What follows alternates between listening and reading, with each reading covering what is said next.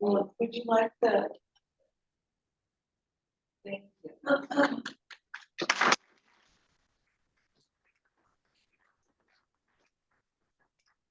I think the only congregation that walked before I spoke.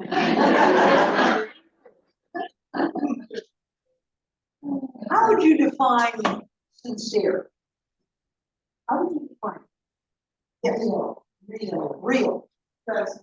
Present. Truthful. Busy.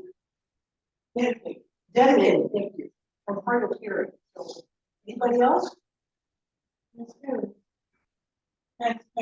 Transparent. Heart. Sorry. Heart. Heart. Heartwarming. Well, the dictionary tells us that sincere or sincerity means not affected, genuine, being without hypocrisy, or presence and true, pure, unadulterated. Most of us learned that word when we were little kids and we were told that we had to go into the table and sit down after we got a birthday or a Christmas gift and write a thank you note. But we were taught the word sincere at the end of that statement so that we would sign off sincerely, Eileen. And what it really meant for us is that we were signing off honestly and in an earnest manner. Now, during the Italian Renaissance, there was almost a sculptor on every corner in Italy. And each sculptor would look for the perfect piece of marble or stone to create a masterpiece. And most of us have at least seen pictures of the magnificence of Michelangelo's David or the Pietà where Jesus lays in the lap of his mother. To understand the beauty that could be created from a simple piece of stone.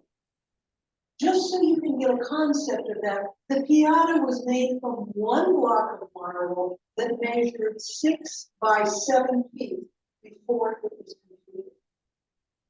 Often, stone merchants, however, back then, and quarry owners wanted to sell everything that they had mined. After all, this was the 1500s, and they had spent time and money trying to get these blocks of marbles out of the quarry. And that this meant that even pieces with flaws or cracks in them were up for sale. So some sellers would fill the cracks with wax to hide the flaws. Hopefully the buyer would not notice. But the honest stone sellers, however, refused to use the wax, refused to cover up the cracks and the flaws. And they wanted the buyer to see the truth, to know of what they were buying. Now the sellers became known as sincere, one who showed his stone without flaws and all. And sincere was actually 2 Latin words, sin and cere, which meant back then without wax. So a sincere person can be known as someone who was honest and also meant they were open and not hiding their flaws. So why is it sincerity so important in today's current life?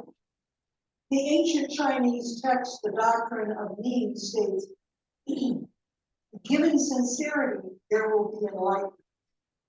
To me, that means we are honest with ourselves and others about our flaws, our challenges, and ultimately spiritual enlightenment.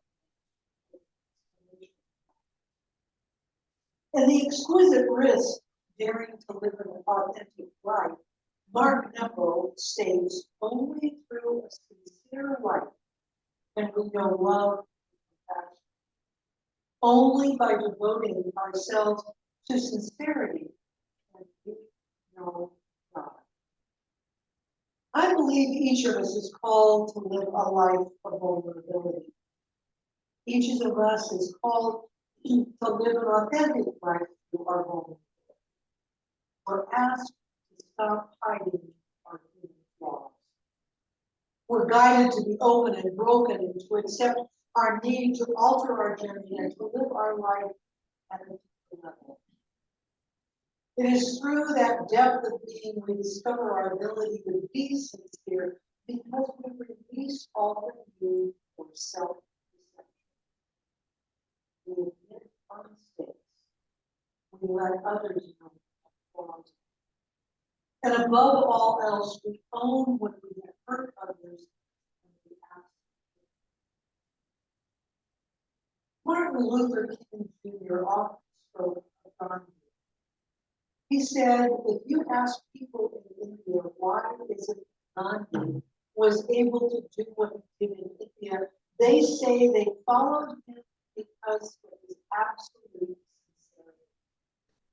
Anytime he made a mistake, even in his personal life, or even a decision that he made in an intense struggle, he came out in public and said, I made.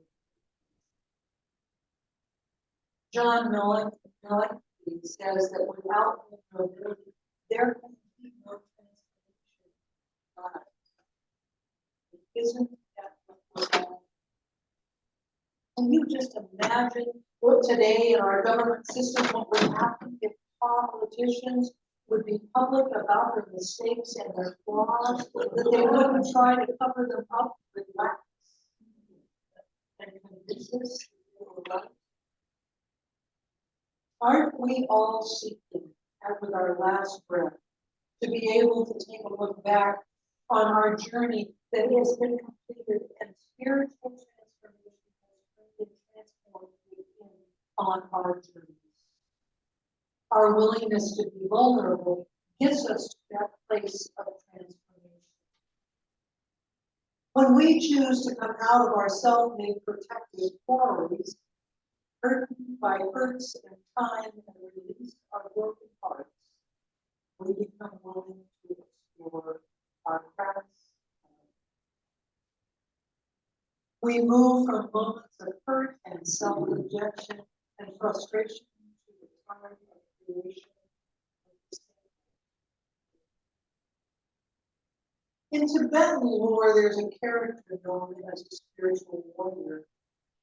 They face life on earth as one of a continual transformation. The spiritual warrior always has a broken heart. Why? Because it is through the inner cracks that we turn the spring of life and spirit. The spiritual warrior lives with their own cracks and flaws, and when we choose to fill our cracks and flaws by hiding them, we are letting go of the deeper relation with not only with others, but with God. We close down the opening for spiritual depth. Ignoring our flaws does not heal them. Romans 12:2 tells us, do not imitate the way of this world, but be transformed by the renewal of our minds. We renew our minds, we are willing to explore our mental and emotional flaws. That is part of self-acceptance. And if we can't accept ourselves, then how will others? Not too long ago, I was working with a client before I had this. She was always ready to begin to reply. And finally, I asked her, was she conscious of her quick reply? And I wondered if she was really hearing what I had to say to her. Now, was she too busy trying to think of what she was going to say about in reply to what I had shared? Was stunned. Her reply said, oh my God, I had no idea I did that. At our next appointment, she told me she had shared her comment with her aunt, who told her, don't worry about it, since you inherited that skill. It seems that all of her family members did it for generations past.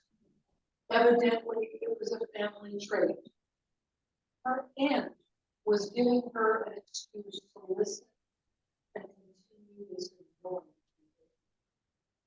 On the other hand, I was challenging her to look at the crack in the marble surrounding listening and see if she could improve. So many of us, our ancestry and our heritage, oh, our family would always did that. We were always like that, as an excuse to not transform or to not change. Change, after all, requires time. It's easier to stay the way we are rather than to acknowledge our flaws and our cracks. Sincerity is about honesty and truthfulness. It also means that as an individual, we are free from deceit and falsehoods. Just like the stone sellers and the quarry owners were honest and truthful about flaws within the stone, we too can be open about our own flaws. Ernest Holmes, the founder of religious science, stated, as he learns the truth will automatically free him. Holmes is actually speaking about you and me. And when we recognize the truth about ourselves, when we are willing to admit the truth about ourselves, when we do not hide the truth from others of ourselves, when we live a sincere life, we are more centered. There is a sense of within. And sometimes our good intentions get tangled in our sincerity, and often we are not centered. We tend to share love as we choose or want to be loved. When I'm working with couples, often I will suggest they get a copy of the 5 Love Languages by Gary Chapman to learn and understand how their spouse wants to be loved. By understanding how others want to be loved and appreciated, we become more centered and able to respond to their specific needs, not just. Over the years, I have collected a hodgepodge firewood for winters and for days. Some of it's from the local mountains, from freshly cut trees. Other logs are cut too long or are too big for the fireplace. Some pieces are from local almond orchards and perfectly seasoned, while some are still too brittle and will only smolder, causing more smoke and flames. Much like carefully picking specific pieces and wood textures and sizes for what kind of fire I want, we must do the same when we choose to light a fire that sends us on our spiritual Sufi master has a rap camp. Once said, God brings the heart again, again, and again.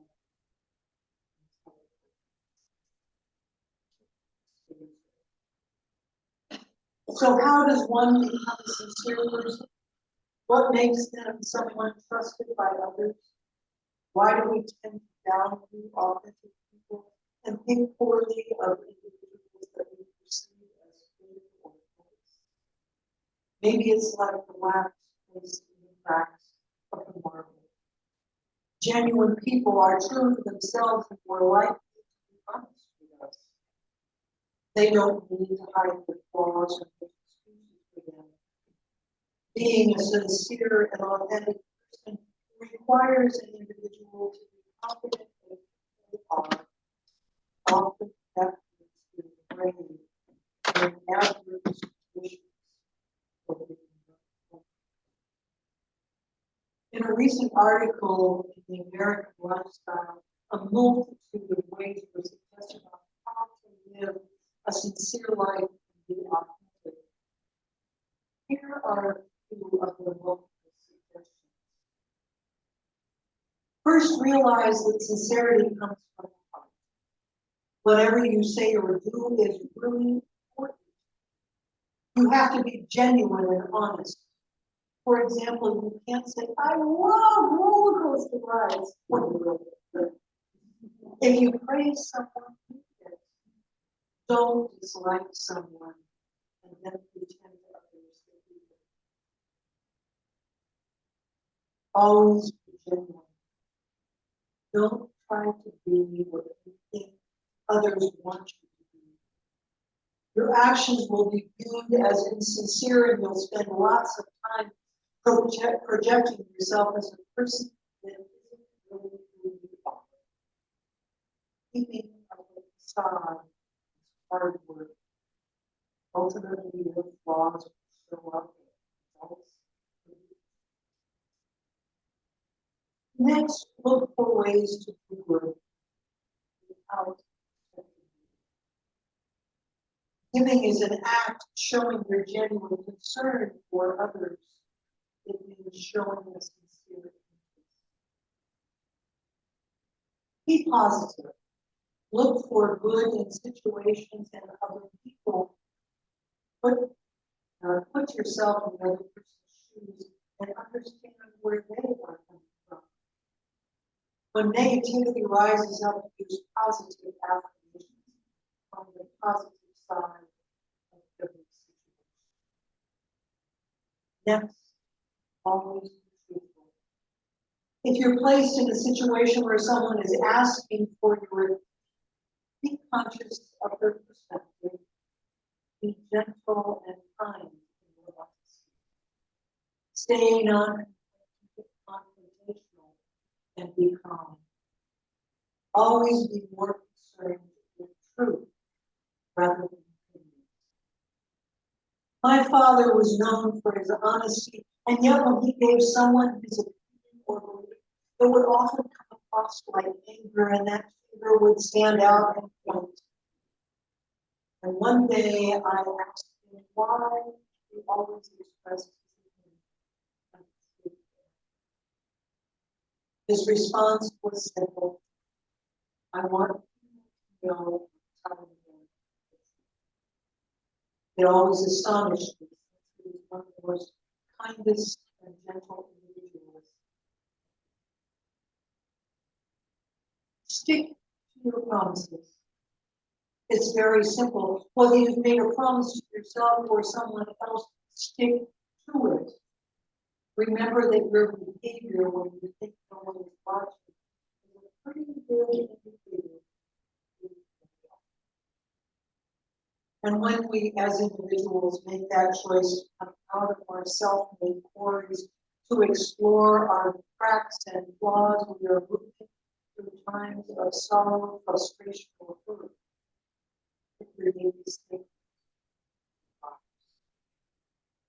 Creating, healing, and self-examination are all about coming to love ourselves, our flaws, and all. We are choosing to let the truth be told and the marvels to be known so that in our moments of challenge, we may shine forth for ourselves. And when the imperfections and flaws show up, as they certainly will, celebrate. Be joyful in your recognition of your truth within. Be filled with a sense of adventure as you create the scaffolding on the outside to which you feel your inside. After all, you are building the sacred. Now you're probably thinking that sacred means a building with stained glass and windows and statues and stuffing music. Absolutely. Allow your home, a mountaintop, or even your car to be that sacred place. And above all, you be the stained glass window, where the rainbow of sunlight shines through. You and the waves that fill the people. Reject the black spaces. Open your crack wider and see more that you have consciously and unconsciously given, not only from others but from yourself. And allow the world to know just who you are Isn't that what the calls us to? Truthfulness, sincerity, authenticity, all in front of divine safety.